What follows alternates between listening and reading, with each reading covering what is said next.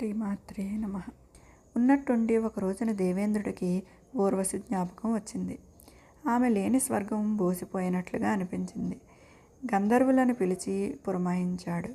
వెళ్ళి గొర్రె పిల్లలను అపహరించి తిండి.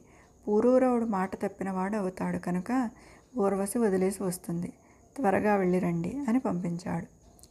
బాగా చీకటి పడ్డాక గంధర్వులు అలాగే వెళ్ళి గొర్రెలను దొంగలిస్తుంటే అవి కుయ్యమని కేకపెట్టాయి. వాటి అరుపులు ఊర్వశి పూరూరవులకు వినిపించాయి. తన రక్తం పంచుకు పుట్టిన పసికందుల ఆక్రందనలా వినిపించింది ఊర్వశికి. ఉలిక్కిపడింది. రాజా, అదిగో నా గొర్రెపిల్లల్ని ఎవరో అపహరించిపోతున్నారు. అవి నాకు ప్రాణాలతో సమానమని, కన్నబిడ్డల కంటే ఎక్కువ అని చెప్పానా? నువ్వే సంరక్షించాలి అని అన్నానా? వెళ్ళు, వాటిని కాపాడు.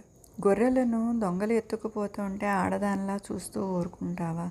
నువ్వు రక్షిస్తావని నమ్మి నేను అశ్రద్ధ చేశాను గాని నువ్వు అసమర్థుడవని తెలియక మోసపోయాను అంటూ అతన్ని నానా మాటలు అనసాగింది.